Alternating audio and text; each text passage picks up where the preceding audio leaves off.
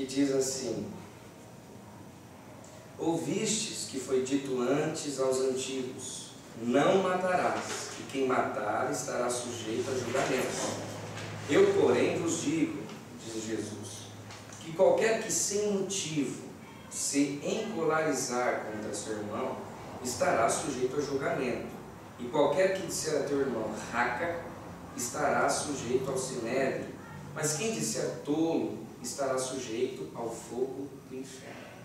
Portanto, se trouxeres a tua oferta ao altar, e aí te lembrares de que teu irmão tem alguma coisa contra ti, deixa diante do altar a tua oferta, vai primeiro reconciliar-te com teu irmão, depois vem e apresenta a tua oferta. Reconcilia-te depressa com o teu adversário, enquanto estás com ele no caminho, para que o teu adversário não te entregue ao juiz, o juiz ao oficial de justiça, e te recolham à prisão. Em verdade te digo, que de maneira nenhuma sairás dali, enquanto não pagares o último centavo. Ouvistes que foi dito antes aos antigos, não cometerás adultério. Eu, porém, vos digo, qualquer que olhar para uma mulher com intenção impura no coração, já cometeu adultério com ela. Portanto, se o teu olho direito te escandalizar, arranca-o e tira-o para longe de ti. É melhor que se perca um dos teus membros do que seja todo o teu corpo lançado no inferno.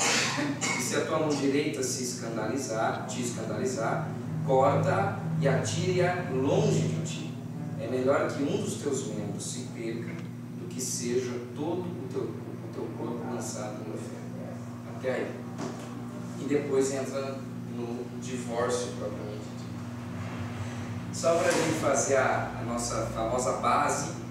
E aí a gente também já vai entrelaçando, e eu queria que vocês participassem comigo, a gente não deixar eu falar sozinho. O desafio que a gente está enfrentando é de construir um discípulo que entenda a real proposta do Evangelho, esteja disposto a caminhar baseado naquilo, na justiça do Evangelho, naquilo que o Evangelho propõe como vida.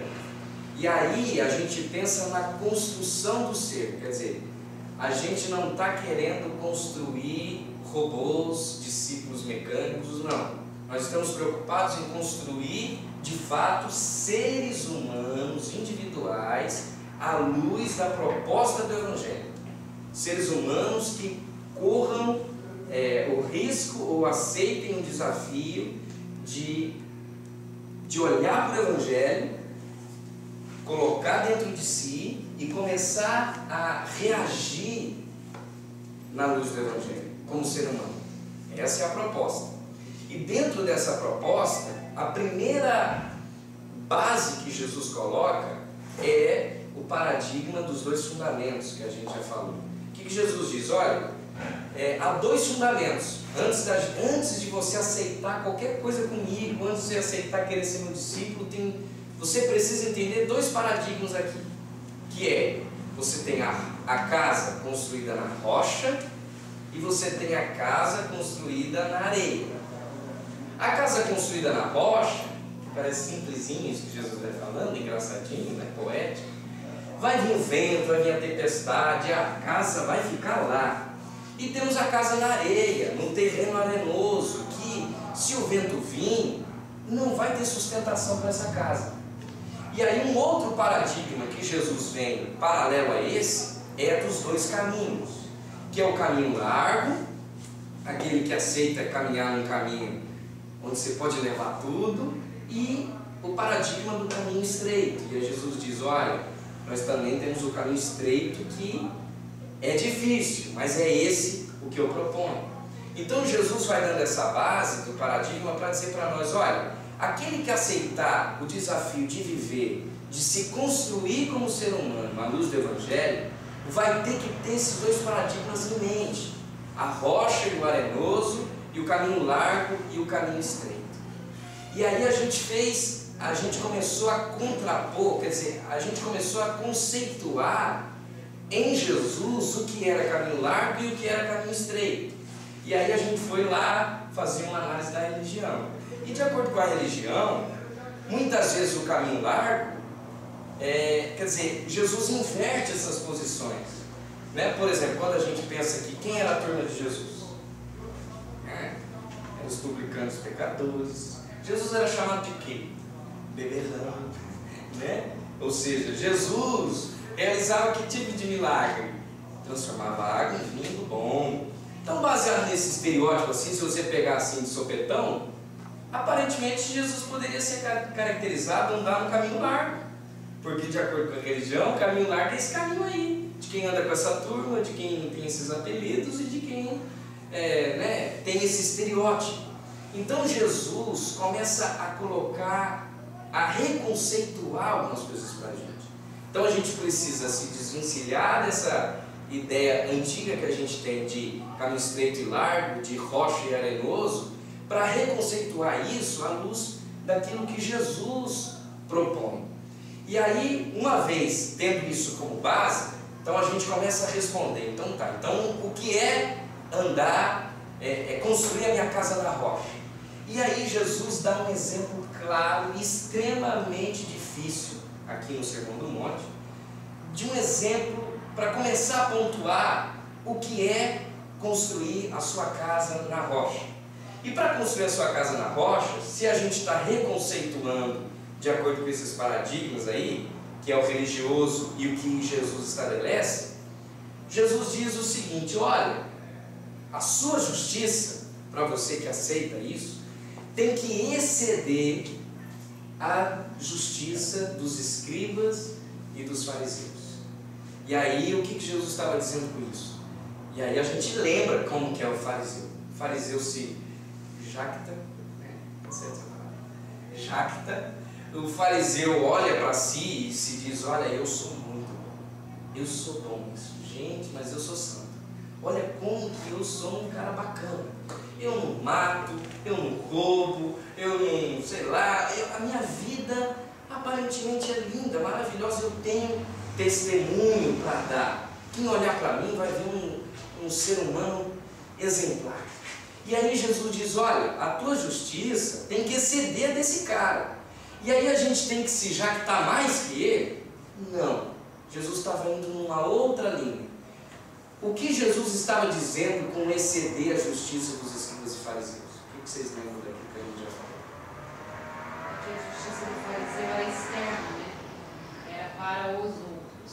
Ela não era algo interno. Interno. Ele não era justo, ele exigia a justiça fora de si. Então a justiça do fariseu é só para o lado de fora.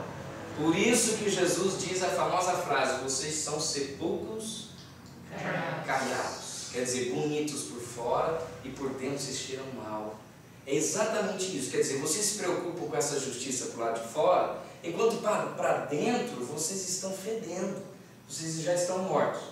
Então, baseado nisso, se a minha justiça tem que exceder dos escribas e fariseus, a minha justiça tem que necessariamente começar dentro.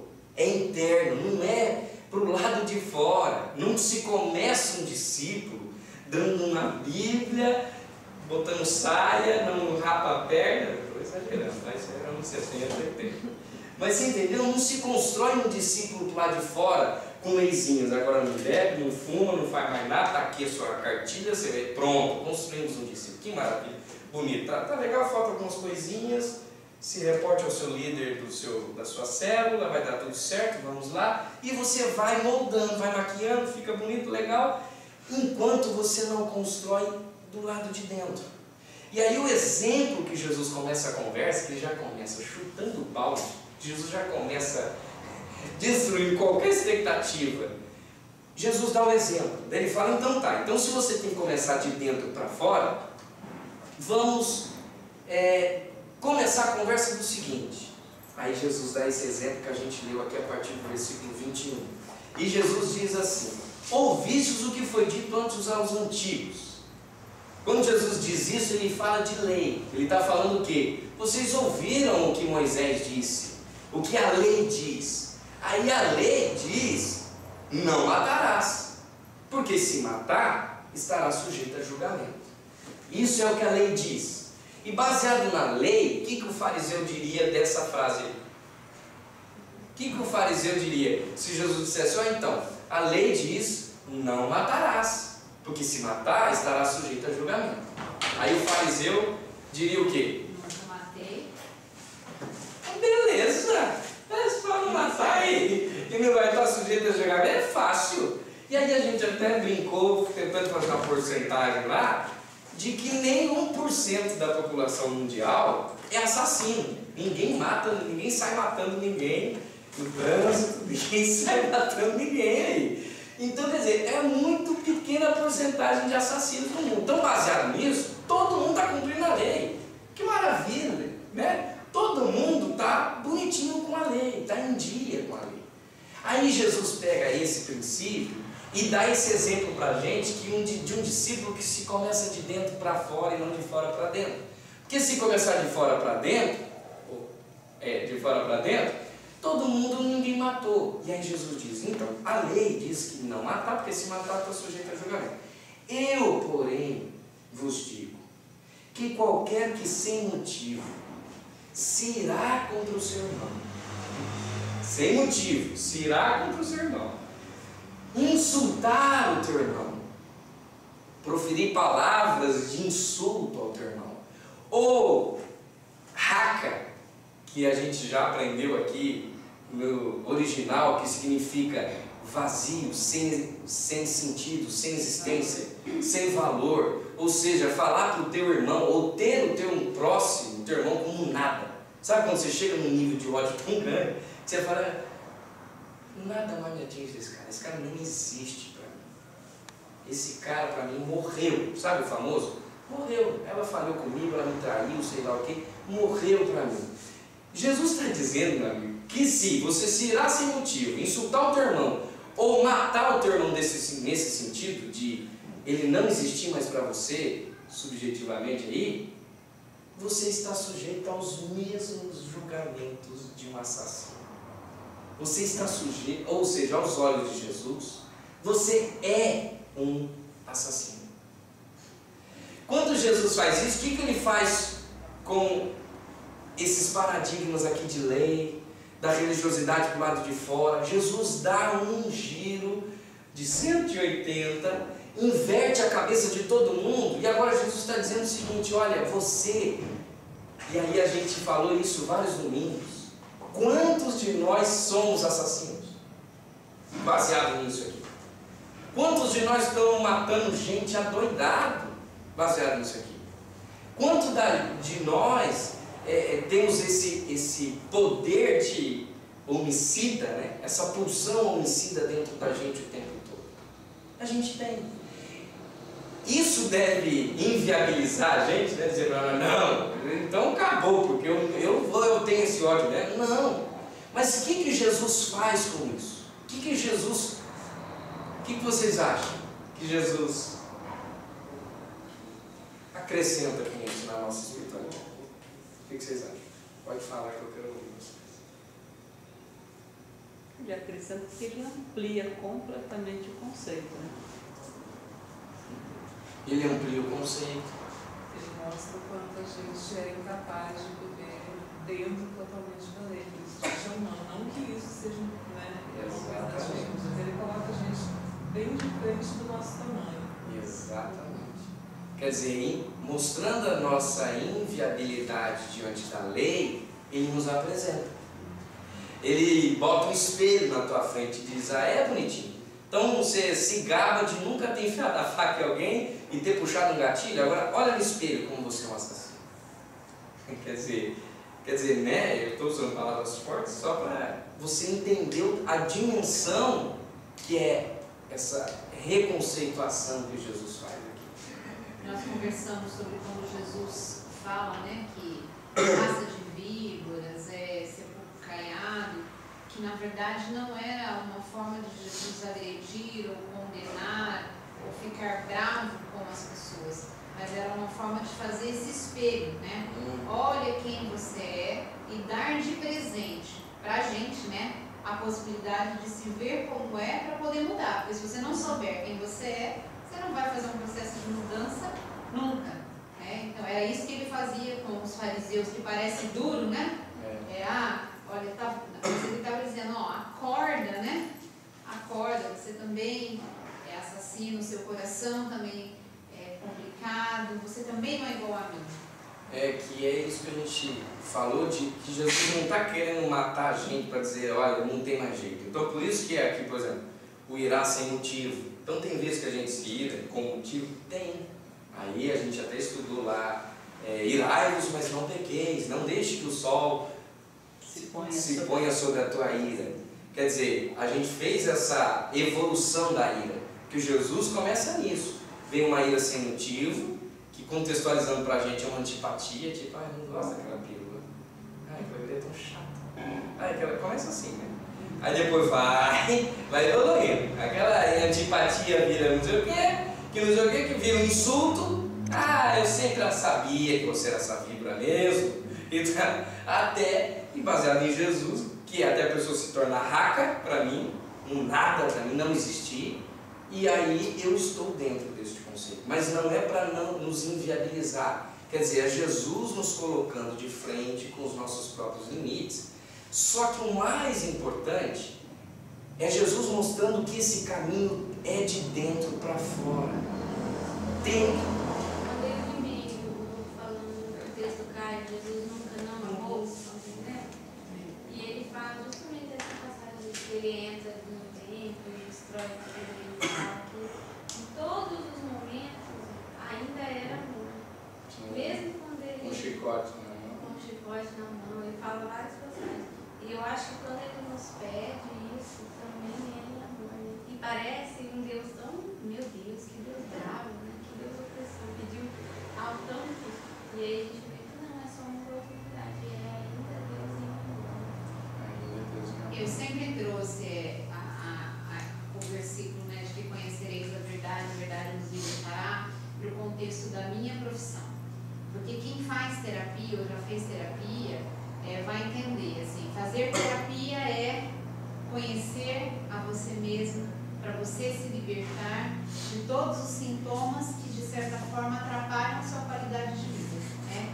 Você traz isso fora do contexto da religião e dentro do contexto da religião também é conhecer a verdade sobre você mesmo, para você ter a chance de se modificar para que você viva melhor, né? Você vai viver melhor quanto mais parecido com Jesus que você for, por mais difícil que isso seja, né? Diz que a gente desce na cruz, né? A gente desce na cruz mesmo, né? Mas a melhor forma do estilo, o melhor manual de como ser um ser humano feliz é ser parecido com Jesus. E a gente sabe que quando a gente não é, a gente tem os nossos conflitos, as nossas culpas, as nossas insônias, os nossos medos, todas as nossas questões, né? Que são complexas do ser humano. E nessa progressão que Jesus, então a gente estabeleceu Jesus inicia a conversa desse jeito, dizendo, olha, então vamos lá, vamos construir um discípulo de verdade, de dentro para fora. Então se a gente vai construir de dentro para fora, então vamos entender, olha como que a tua cabeça não entendeu ainda. Jesus dá esse exemplo do assassinato. Jesus diz, olha como você precisa estabelecer um conceito de dentro para fora. E o outro ponto que Jesus continua aqui, ele diz, portanto, depois disso tudo, portanto, Vai piorar agora, né? vai piorar. Se trouxeres a tua oferta ao altar, né? E aí o portanto, quem é bom de português aí? Eu não sei, né? Mas o portanto, ele significa o quê? Quem está fazendo concurso aí? Bastante estudo português. Está retomando, quer dizer, isso aqui eu estou concluindo por conta disso, é que eu vou dizer isso. E aí Jesus diz, então, se para nós iniciarmos a nossa conversa é assim, portanto, se trouxeres a tua oferta ao altar, e aí te lembrares que tem alguma coisa contra o teu irmão, deixa a oferta no altar e volta lá para reconciliar com ele. Aí a gente ressignifica uma coisa que é maravilhosa, assim, é algo, um dos momentos ápice. Por quê? Porque na nossa espiritualidade, qual é o nosso momento ápice em relação a Deus? É o culto, é a oferta, é o sacrifício, é a minha oferta. Quer dizer, aquilo que eu levo para Deus no momento do meu culto é o ápice da minha espiritualidade, gente. É mesmo na hora da minha oração, né? Da minha oração, da minha mesmo entrega. que não seja, né, no contexto eu vou orar para pedir algo a Deus. Aí, se eu tiver alguma coisa contra alguém... Não necessariamente o culto ritual religioso, mas é o teu momento de entrega. E sabe o que Deus estabelece nisso? Ele diz isso que aparentemente, para mim, é Deus falando, tá? Deveria ser o máximo. Olha como que Deus inverte a prioridade de novo. E Ele diz o seguinte: para o culto, deixa a oferta, para todo. Então vamos viajar, né? Como eu viajei aquele dia. Imagina a equipe de louvor tocando, tem orquestra, coral, pastor, está tudo acontecendo. É como se Jesus falasse: para guitarrista, deixa a guitarra, para tudo. Não tem culto, não tem oferta, não tem altar, não tem nada, se você não voltar lá e reconciliar com o teu irmão. Baseado nisso, o teu irmão passa a ser prioridade, e o teu próximo passa a ser maior que o quê? Que o culto, maior que a tua oferta. O teu irmão passa a ser o teu altar. Olha como Jesus inverte os altares aqui. Jesus diz: olha, meu amiguinho, não tem culto. Ah, que bonitinho o ritual que você está me fazendo, é bacana. Está vindo com a tua oferta, teu dízimo, ou está vindo aqui todas as quintas-feiras na campanha, ou está reunindo com a tua célula todo dia, mas não tem como eu aceitar. Não tem aceitação de culto, de oferta, sacrifício. Qualquer coisa que você faça para mim, se você ainda tem algo a ser tratado com o teu irmão. Quer dizer, olha a importância que Jesus dá para o próximo. E daí a gente tem todas aquelas conexões que a gente sabe. Que a gente vê Deus aonde? No próximo. Olha como que as prioridades de Deus é nas relações. Quer dizer, é o próximo. Deus está do teu lado. Quer dizer, parece que clichê, mas não é clichê, é uma verdade. Deus está muito acima de qualquer mecanismo ritual. Quer dizer, isso aqui, gente, isso aqui tudo, esse processinho que a gente está fazendo não tem sentido algum. Que a prioridade total é o próximo, é o outro, né? Até o Caio sempre falou isso. O Caio sempre fala nas reuniões de mentores: olha, eu vou ter um prazer de pegar o avião e ir lá em qualquer lugar do Brasil para fechar qualquer estação que a prioridade não seja as pessoas. Não é estrutura, não é oferta de dinheiro para manutenção dessa casa de barro. É essa casa. Essa é a casa do outro. Então, quer dizer, olha como que Jesus diz: o que deveria ser o máximo, que é o culto, que é a oferta dada a Ele. Jesus fala que eu não quero a tua oferta, se tiver alguma coisa a ser tratada lá. E aí tem uma outra progressão disso, porque se não é tratado, se você não trata essa desavença com o outro, esse outro se torna, meu amigo, o teu adversário. Olha só, aí ele vem no versículo 25: reconcilia-te depressa com o teu adversário. E adversário, e aí eu tenho os universitários aqui para me ajudar, Satanás, né? Na etimologia lá no significado é o quê? Adversário. Então, reconcilia-te depressa com o teu adversário enquanto estás com ele no caminho. E aí Jesus vai estabelecendo um tempo. Jesus diz: olha, espera lá, se tem alguma coisa a ser tratada, entenda que a prioridade é o próximo, é o outro, é sempre o outro. Então, se tem alguma coisa a ser tratada lá, trate antes. Porque se você não fizer, e faça isso enquanto estás com ele no caminho. E o estás com ele no caminho é dizer assim, enquanto você pode. Porque pode chegar um tempo que você não vai ter mais como reconciliar com o teu irmão. Então, enquanto você pode, reconcilia-te com ele, para que ele não se torne o teu adversário, um Satanás. E aí, gente, não é que ele vai se tornar Satanás conscientemente para a tua vida.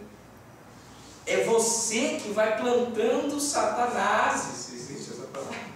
O cara gosta de inventar. Você entendeu? Você vai satanizando a sua Isso, própria vida. essa palavra é melhor que a minha. Você vai satanizando, vai criando adversários para você. Então Jesus diz, olha, reconcilia-te com o teu adversário, mesmo que ele não tenha culpa, ou não interessa que a culpa é de quem aqui, mas reconcilia-te enquanto estás com ele no caminho, para que aí venha esse processinho, não te entregue ao juiz oficial de justiça, e te recolham à prisão. E aí essa prisão, a gente falou que não necessariamente é a prisão física, mas o que acontece com uma pessoa que não vai tratando suas questões? E aí a gente tem um monte de ajuda psicológica aqui, que hoje é a região que mais tem psicólogos por metro quadrado, que o meu irmão também é psicólogo. Então hoje tá. Então quer dizer, você vai puxando, você vai criando satanases aí, nesses processos, e aí algo não tratado, né, que a gente já falou que vira até doença. Você vai se fechando no teu mundo, você se tranca. Então a prisão passa a ser o quê? Passa a ser você mesmo. Você começa a ser um prisioneiro de si mesmo. E para piorar, você se torna o teu próprio diabo. Quer dizer, você se torna o teu próprio algoz, o teu próprio, sabe? Você se fecha, você fica ali. E aí, as consequências disso que Jesus coloca é o que? Em verdade te digo, que de maneira nenhuma sairás dali, enquanto não pagares o último centavo. Quer dizer, você vai ter que pagar o último, se você for nessas últimas consequências. Percebe que Jesus está dando a brecha da graça, viu, gente? Ainda que seja duro o discurso. Mas Jesus está falando, olha, vai lá, reconcilia-te, enquanto está com ele no caminho e tal. Aí o cara não fez nada disso. O cara peitou a graça e falou, não quero, eu quero pagar para ver. Aí Jesus então diz, olha, ainda tem graça, né? Porque a gente falou isso no domingo. Ainda tem uma última salvação, que a última salvação é qual? Você vai pagar até o último centavo, mas você vai pagar, entendeu? Você vai ter que... Pelo menos ela mudou o toque, né, cara? Entendeu? Então você vai pagar, percebe? O último centavo. Você vai ter que pagar. Então, olha como Jesus vai estabelecendo. E agora, e aí, para isso eu anotei 3 coisas básicas, que é um resumo disso que a gente entendeu. O primeiro é que Jesus ensina contradição naquilo que está estabelecido. Quer dizer, nesse conceito do assassinato. Jesus estabelece o seu ensinamento a partir da contradição, daquilo que já está formatadinho, né? Daquilo que é lei, daquilo que é bonitinho. E aí a grande lei passa a ser a do interior, que nos constrói como ser. Segundo, o significado real do poder das ofensas. Aquilo que a gente pensa que é... E num mundo como o nosso, de ódios hoje, num mundo onde o ódio habita o tempo todo, a gente não entende o real poder dessas ofensinhas, né? Que a gente vai colocando. Sabe? Você não é nada, relaxa, que você não é nada que de você me atinge, eu sei lá. Mas Jesus restabelece isso. Terceiro, toda vítima sua se transforma em Satanás para você, que é aquilo que a gente colocou agora. Em quarto, o tempo de vitimar alguém, será que eu entendo? Nem eu entendo isso. O tempo de vitimar alguém será o tempo do seu sofrimento, entre aspas. Quer dizer, por isso que você vai pagar. Vocês entenderam, né? Baseado nisso tudo, o que Jesus está... É pesado o discurso. Primeiro, que é o que a gente já colocou aqui várias vezes, não é poesia. Jesus, como diz a linguagem de hoje, não estava... É tipo que... É tipo que... Não, Jesus não está fazendo tipo que. O que Jesus está falando é... Quer dizer, Jesus não está dando um exemplinho e querendo dizer para nós, olha, é mais ou menos assim. Não. O Sermão do Monte ele é categórico. Jesus eleva o nível da conversa justamente porque tem a ver com essa construção do ser. Então nós temos várias opções diante disso que Jesus está colocando. Ou a gente aceita ficar no jogo da religião, que é lindo, é confortável e é gostoso. Por quê? Porque a religião, ela vai tratar só com a exterioridade. Só com o exterior. religião não tem o poder de ir como Jesus foi aqui. Porque para a religião o que interessa é lei. Para a religião não interessa. Que exemplo que a gente podia dar aí? Sabe? Como é que eu sei se um discípulo é discípulo? Percebe? No jogo da religião. Se a gente aqui está tudo bonitinho aqui, vocês vêm no domingo, bacaninha, e a gente faz essa cara, por exemplo, igual eu aqui para você. Você me olha e acha que eu sou bonzinho, eu já dei esse exemplo, né? Que só a Gra pode dizer o que eu realmente sou. Que ela sofre, né, as consequências. Mas a gente pode fazer o jogo bonito. E a religião, ela vai lidar só com esse lado, do lado de fora. Agora, ou a gente aceita esse joguinho e a gente vai se maquiando. E na religião tem outra coisa. A religião, o discurso dela é mais ou menos assim: olha, a gente nunca vai conseguir conquistar isso aqui, mas vamos fingir que a gente consegue. Entendeu? Tipo assim, isso aqui, quem lê na religião vai dizer assim: ah, você está de sacanagem. Jesus não está dizendo exatamente isso. Jesus está dando um exemplo, a gente não consegue. Então vamos fingir que a gente consegue. Olha que bacana. A gente finge que consegue, eu finjo para o meu irmão que eu consigo, ele finge para mim que consegue. A gente vai meio que se dando essa manutenção aqui, vamos convivendo junto. E a gente constrói, a gente vive 40, 50 anos assim, gente. Mas vamos ser sinceros, quem se conhece aqui, e você já está fazendo as leituras aí para dentro de você sabe do que você é feito. A gente sabe do que a gente é feito. E mais do que isso, a gente sabe que nós somos experts em maquiar, né? Quer dizer, maquiar é fácil, sabe? Fazer carinha de bom moço é tranquilo. O duro é mexer nesse vespeiro de dentro que Jesus mexeu.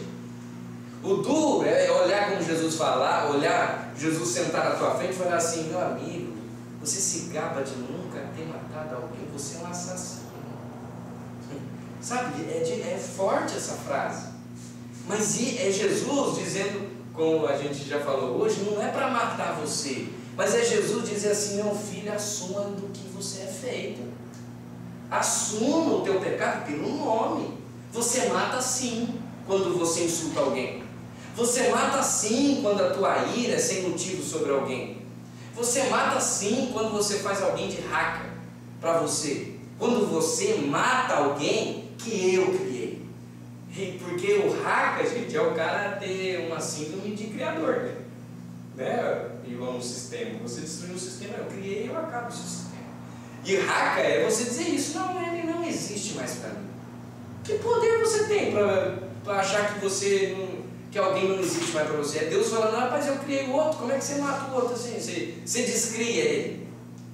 Então imagina o insulto em relação a Deus. Então, olha a proposta que Jesus faz. E a proposta, ela piora agora, meus amigos. Ouvistes que foi dito antes aos antigos: não cometerás adultério, eu porém vos digo, qualquer que olhar para uma mulher com intenção impura no coração já cometeu adultério com ela. Portanto, se o teu olho direito se escandalizar, ele vai na viagem dele se o que te escandalizar arrancar para fora.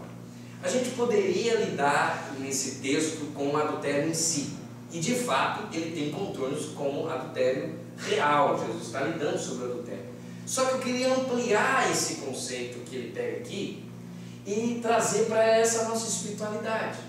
Porque olha como que, eu ia falar quase uma heresia, eu ia falar como Jesus é louco, mas vocês não iam entender, né? Olha como que Jesus reage aqui, e é maravilhoso, e como ele vai aprofundando. Jesus diz o seguinte para nós: é mais ou menos assim, contextualizando: você quer ser meu discípulo, vamos dizer que você concorreu à vaga de discípulo de Jesus. Jesus diz: você quer ser meu discípulo. Então tá, então nós temos dois paradigmas aí: da rocha e do arenoso. Qual que você aceita? Não, eu quero a rocha. Então tá, então eu vou te explicar o que é construir a casa na rocha, que você não está entendendo. E eu vou te explicar o que é andar no caminho estreito, que eu acho que você também não fez as suas contas. Primeiro que a casa na rocha, o caminho que leva até ela é o estreito. É o estreito, já vamos conseguir esse quadro então. Então, para o caminho é estreito que leva até a rocha que você construiu.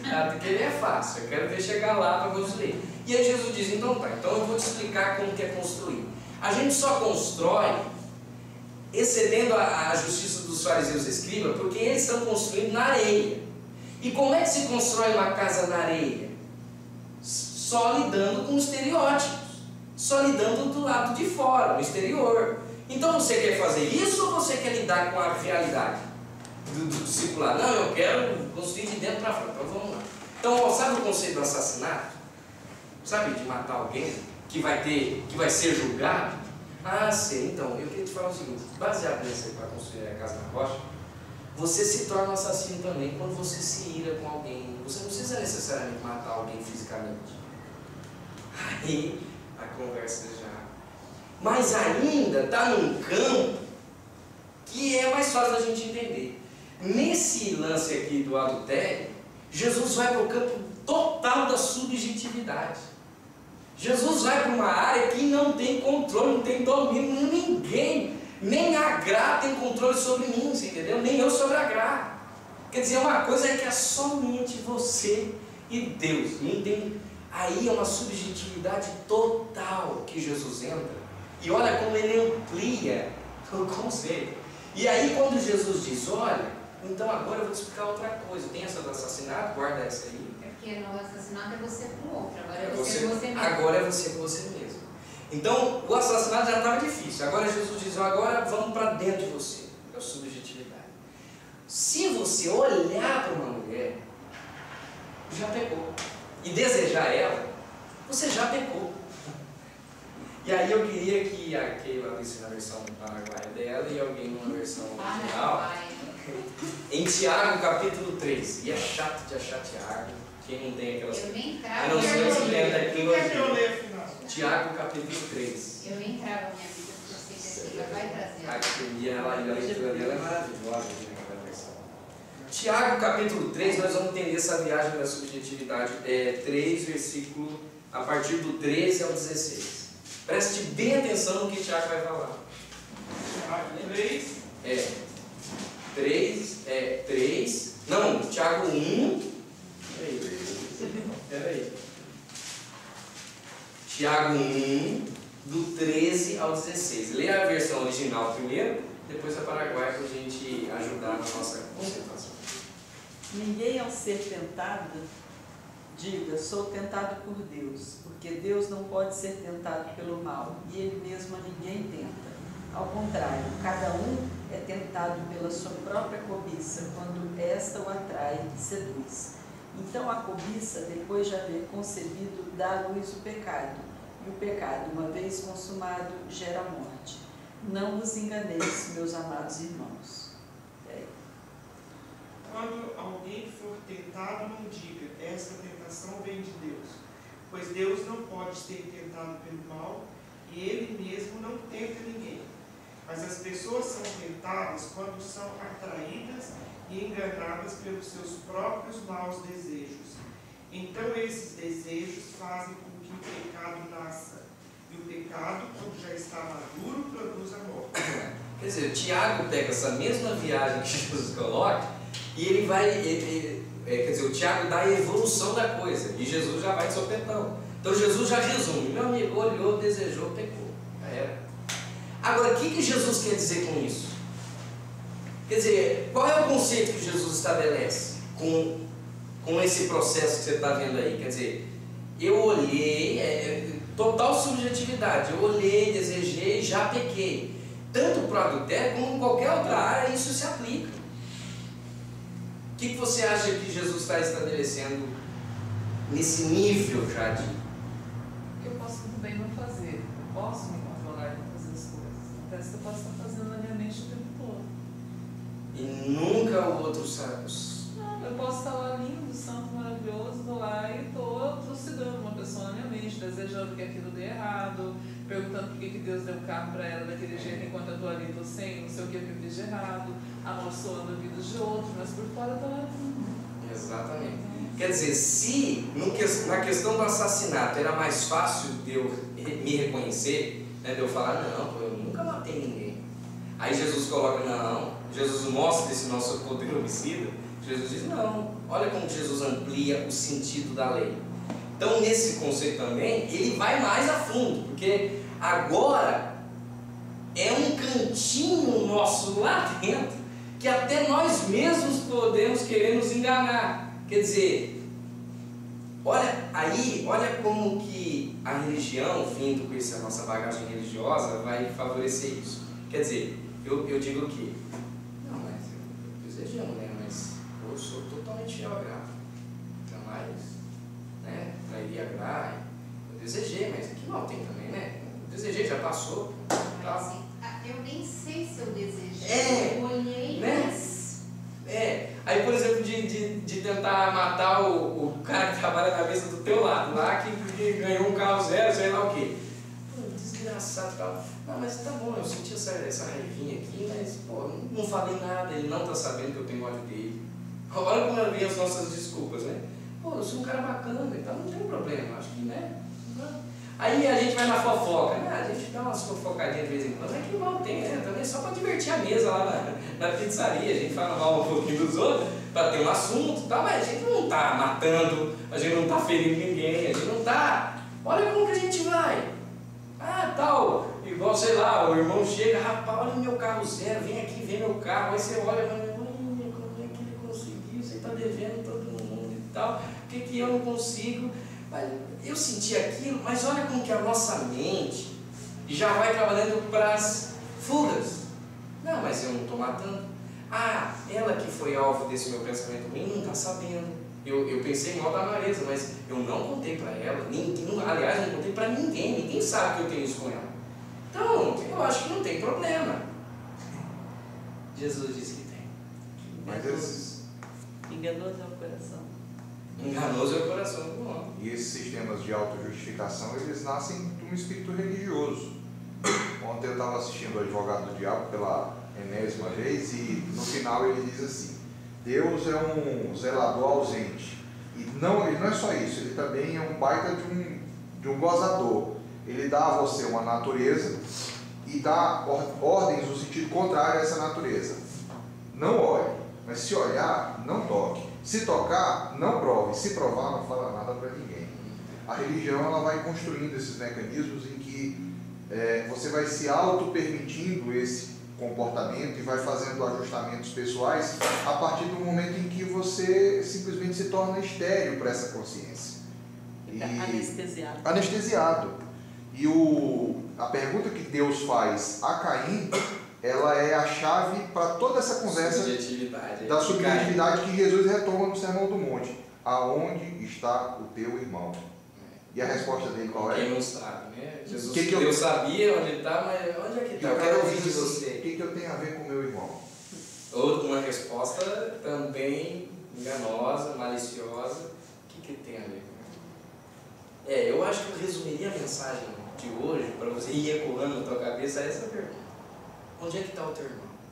Essa é a questão. É Deus dizendo para nós o tempo todo onde é que está o teu irmão. Quando Deus pergunta para nós, Ele sabe. Ele sabe. Então, quer dizer, nessa viagem toda, para vocês não saírem daqui assim, mancando, né? Opa! Todo triturados, tirando que você que vai sair mancando, né? Para fazer só uma bençãozinha para os irmãos saírem aí. Mas brincadeiras à parte, essa é a nossa salvação, gente. Contraditoriamente, não tem outro caminho, que é o que a gente já foi falado aqui. Conhecereis a verdade e ela, somente ela tem poder de nos libertar. Quer dizer, não dá para fazer negociações desse tipo. Como a Marisa falou, a gente vai se anestesiando muito fácil. A gente fala mal de um aqui, a gente deseja outra coisa ali, a gente cobiça outra coisa colar, mas tudo, como não fere ninguém, que é só eu que estou vivendo só isso aqui dentro do meu mundinho, tá tudo bem, não tá bem não. A exigência do discipulado de Jesus vai muito além, não só da exterioridade, como vai a fundo na subjetividade, no âmago, é só você que sabe. E mais do que isso, às vezes é você que está negociando com você mesmo. Agora, a nossa salvação está exatamente no coração desse processo todo. Quer dizer, quanto mais eu reconheço esse assassino em mim, quanto mais eu reconheço, sabe, esse meu podre, eu me olho no espelho, mais essa verdade me liberta. Não há cura de processos enquanto a gente fica nessa corrida dos ratos, enquanto a gente fica nessa, sabe, tampando aqui e ali. Não dá para se fazer esse tipo de negociação com Deus. Alex, e a pergunta que fica é, já que eu posso tudo isso, eu tenho N mecanismos de fingir uma coisa que eu não sou, a pergunta que Jesus faz é, até onde você está comigo? Exatamente. Né? Porque se eu posso tudo isso, de repente eu posso fazer a opção de ficar nesse caminho, porque vai fazer uma bela foto para todo mundo, mas aí a pergunta vem lá para dentro, né? Até onde você está comigo? E sem perceber, ou a gente percebendo, estamos construindo casa em terreno arenoso. Quer dizer, Jesus diz, olha, vai vir uma tempestade, essa casa não aguenta. Não tem como, não tem alicerce que aguente uma casa construída em cima desses mecanismos de fuga, nos jeitinhos que a gente vai dando. Por isso que eu... E perde o sentido da oferta. Por isso. Totalmente. Se você não está comigo, o que você está fazendo aqui? Então você imagina quantos cultos a gente entregou, quantas ofertas eu não vou nem fazer, senão vocês vão se matar antes de nascer aqui, né? Mas, quer dizer, olha quanto... Agora, isso, você pode ouvir isso de mim hoje e falar assim, tá, interessante, uma mensagem bacana, mas não dá. Ou você pode sair daqui com esse senso do desafio, que não é Alex que está fazendo, não é Caio, não é Camila, é Evangelho. Domingo passado, quando eu fui embora, eu falei pro Carlos assim, nossa, dá uma vontade tão grande de mandar o Alex calar a boca, eu tinha essa vontade umas 16 vezes em 40 Eu imagino. Ele riu e ficou pensando no que eu falei. Aí durante a semana eu fui pensando, né, de por que isso? Porque isso é um sentimento, né? E é porque assim, quando eu olhei no primeiro momento que não adianta nada eu prestar culto nenhum, se eu for quem sou, foi bom, eu não vou poder prestar culto nunca, né? Eu não vou orar se meu filho estiver doente, eu não vou nem agradecer de manhã, Deus, obrigada, né? Porque Deus não vai, eu ainda vou pagar por isso, né? E eu entendi algo, assim, que agora, eu entendi durante a semana e agora ficou mais claro. Na verdade, eu entendi que o grande desafio disso é que eu tenho que olhar meu coração todos os dias. E muitas vezes por dia, né? Porque eu posso prestar culto, mas eu tenho que limpar o meu coração antes de fazer isso. E se a minha natureza é como é, né? Porque eu sei como é, né? A Gra que diga na sua, né? E eu, quem convive comigo, a proposta é de se sondar mesmo o tempo todo, né? Porque se depender da nossa natureza, a gente não anda no caminho certo. Não, e sondar dá trabalho. Quer dizer, cansa. Né? Tipo, você reavaliar isso o tempo todo, você imagina, toda vez que você vai prestar um culto, agora não, a gente pode jogar uma fumacinha, fazer um louvor bacana, você dá uma arrepiadinha, a gente consegue de outro jeito, mas fazer a reavaliação dá trabalho. Você botar o cara ser humano ninguém quer, né? Não, ninguém quer, né? Lidar com essa... Hoje nós tínhamos combinado que a gente ia conversar sobre algumas coisas, né? Então eu vim pensando, eu saí bem cedo de casa, como foi esse humano aqui? Né? Então, como foi para mim esse um ano aqui? No primeiro momento, foi poder me libertar da estrutura religiosa onde eu fiquei atolada. Eu fiquei porque eu quis, mas a estrutura atola. Né? É muito fácil você atolar na estrutura de igreja. Eu fiquei na igreja muitos anos, o ápice disso foi ser ordenada pastora na igreja. Né? Então, enquanto a gente estudou o caminho do discípulo, foi uma limpeza muito grande das questões religiosas, né? A campanha, o salzinho na carteira, aquela coisa toda que parecia que tinha sentido e que foi completamente desconstruído por 10 meses estudando o caminho do discípulo. Aí quando a gente chegou há um tempo para cá, que nós saímos, nós começamos a estudar um pouquinho antes do Sermão do Monte, aí eu comecei a ver o seguinte, tudo que era religioso era secundário. O que é primário é quem eu sou, porque quem eu sou é muito diferente do que o Evangelho propõe. Né? Então, tudo aquilo ficou pequeno. Né? O que ficou grande é ser como Jesus. Porque também é muito fácil dar uma desculpa, né? Eu era cheia das desculpas, né? Ah, mas é porque lá na Sara eu aprendi assim, mas não sei. Agora, eu olho essas coisas que são da igreja, da onde eu vim ou eu não vim, elas ficaram muito longe. E eu fiquei sozinha. Eu e o que eu estou ouvindo, o que eu estou aprendendo, porque é comigo, né? Não tem nada a ver com ninguém. Sou eu. Eu e as minhas escolhas, eu e o meu coração. É porque assim, aqui todo mundo é crente velho, né? Quem que não conhece a palavra? Todo mundo conhece a palavra. Por isso que eu te falo que eu não acredito nisso de que a gente não sabe o que é certo e errado. Eu acho que a gente sabe o que é certo e errado o tempo todo. A gente pode se confundir dentro da religiosidade, mas quando você tira essa coisa da religiosidade e você para ouvir, como a gente está ouvindo há 5 semanas, aí não tem jeito. Aí não tem jeito, né? Porque sou eu e meus assassinatos, eu e os meus sentimentos, eu e as minhas invejas, eu e as minhas raivas, eu e as minhas coisas todas, né? Que são humanas, né? Que é do que eu sofri. Que eu sofri. Não, para fechar com chave de ouro, baseado nisso, Salmo 139, que vocês abrissem. Sonda, meu Deus. Ainda bem que no caminho do discípulo a gente entendeu que, apesar de tudo, Jesus nos ama, né? O meu maior entendimento no caminho do discípulo foi o amor de Jesus para mim era muito condicionado ao que eu fazia de certo dentro da igreja, né? Aí no caminho do discípulo eu entendi, olha, que eu podia fazer o que fosse. Eu podia não fazer. Que Jesus, uma vez você até usou um texto duro, você falou, ó, gente, só não esquece, Deus é bom. Né? Tem que dar adiante. Eu falo carne.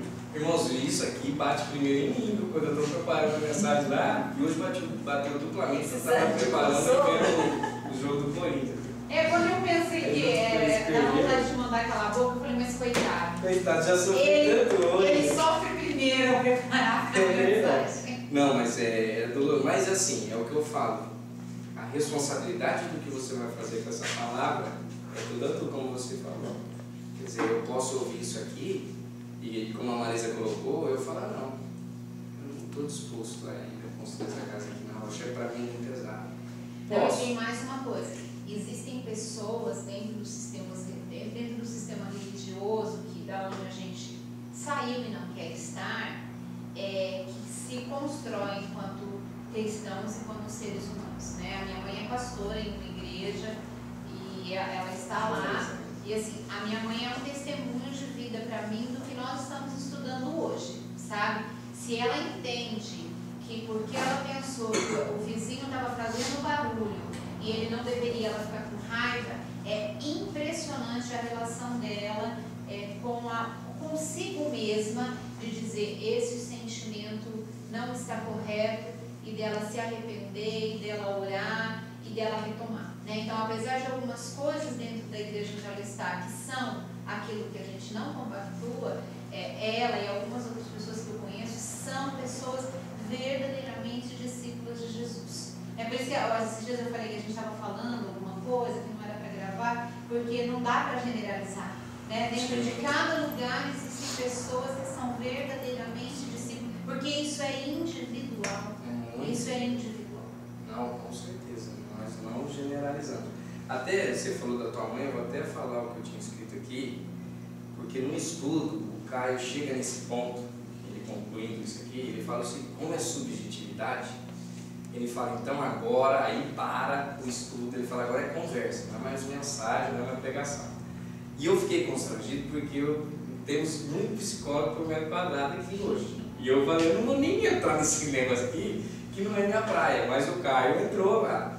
Que o Caio fala o quê? Como é subjetivo e como a construção tem que partir lá de eu me conhecer, do meu interior, o Caio coloca que para entender essa subjetividade é preciso nos conhecer na essência. E 2 pontos, herança biológica e herança cultural. Que aí até o Caio brinca e fala, ó, não vem com vereda, com não sei o que, esse papo de maldição hereditária, não é nada disso que eu estou falando. O Caio falou, é você olhar para a tua história, para a tua família, Mas para responder o quê? Do que eu sou feito? Como é que eu cheguei aqui? Qual é a minha cultura? O que eu ouvi? O que eu vi? O que eu vivi? Exatamente. Então aí ele brinca e fala, olha, meu pai foi um santo, minha mãe, mas eu sei que tinha coisas ali que eu não vou replicar não. Teve coisas que eu tive que parar de replicar. Tipo, que eu via que eu estava replicando, eu tive que falar, não, isso aqui eu não vou continuar na minha família, que não era bom para mim. Quer dizer, então, vocês ficam com esse exercício, olhem para trás e não espiritualizando demais as coisas, mas para dizer assim, pera lá, qual é a história da minha família? Qual é a minha história familiar? Qual é a minha cultura, né? Por exemplo, eu sempre dou exemplo, meu e o Alisson lá, quer dizer, eu sou fruto de uma criação assembleiana no máximo, de pais separados, quer dizer, dentro de uma assembleia, isso aí o inferno está feito. Quer dizer, isso aqui duas combinações numa igreja pentecostal que dizia não separa, de maneira alguma, eu e o Alisson era o filho da separada, numa igreja de 1000 membros que tinha lá, sei lá, 8 mulheres separadas. Então você imagina o que causa numa criação, quer dizer, numa cultura religiosa demais, quer dizer, tá filmando, mas eu edito depois. Então, assim, o Alisson não é nem um problema tão grande que hoje minha mãe admite. Mas muitos anos minha mãe orava para o meu pai voltar, um exemplo. Mas não porque ela entendia, mas porque a pressão da igreja era assim, você está divorciando? Não, tem que orar para o marido voltar para casa. E minha mãe viveu muitos anos, então eu não a culpo por, sabe? Então, aconteceu as histórias. Agora, eu sou fruto disso, eu preciso entender isso, para entender quem é o Alex, para eu conseguir processar. Então, só para a gente, o Caio coloca isso, para entender do que eu sou constituído, para daí sim eu ter elementos para lidar com esse desafio do Evangelho. Quer dizer, o Evangelho me diz isso que nós aprendemos hoje. Mas como é que eu vou alinhar a minha história com essa proposta? Quer dizer, cada um aqui tem a sua história. Mas eu vou ler o Salmo 139 na versão paraguaia. E preste bem atenção, não precisa nem ler na tua versão. Mas presta bem atenção que eu acho que tem a ver com o que a gente está falando. Ó Senhor Deus, Tu me examinas e me conheces. Sabe tudo que eu faço e de longe conhece todos os meus pensamentos. Tu me vês quando estou trabalhando e quando estou descansando. Tu sabes tudo que eu faço. Antes mesmo que eu fale, Tu já sabes o que eu vou dizer. Estás em volta de mim por todos os lados e me proteges com Teu poder. Eu não consigo entender como Tu me conheces tão bem. O Teu conhecimento é profundo demais para mim. Aonde posso ir a fim de escapar do Teu Espírito? Para onde eu posso fugir da Tua presença? Se eu subir ao céu, Tu lá estás. Se descer no mundo dos mortos, Tu lá estás também. Se eu vou para o Oriente, ou for viver nos lugares mais distantes do Ocidente, ainda ali a Tua mão me guia, ainda ali Tu me ajudas. Eu poderia pedir que a escuridão me escondesse, que em volta de mim a luz virasse noite, mas isso não adiantaria nada, porque para Ti a escuridão não é escura, e a noite é tão clara como o dia. Tu não fazes diferença entre luz e escuridão. Tu criastes cada parte do meu corpo, Tu me formastes na barriga da minha mãe, e eu Te louvo, porque deves ser temido. Tudo o que fazes é maravilhoso, e eu sei disso muito bem. Tu viste quando os meus ossos estavam sendo feitos, quando estava eu sendo formado na barriga da minha mãe, crescendo ali em segredo. Tu me vistes antes de eu ter nascido. Os dias que me deste para viver foram todos escritos no Teu livro, quando ainda nenhum deles existia. Ó Deus, como é difícil entender os Teus pensamentos, e eles são tantos. Se eu os contasse, seriam mais do que os grãos de areia. Quando acordo, ainda estou eu contigo. Ó Deus, como eu gostaria que Tu acabasses com os... continuação. Mas leva isso contigo. Amém? A nossa ceia.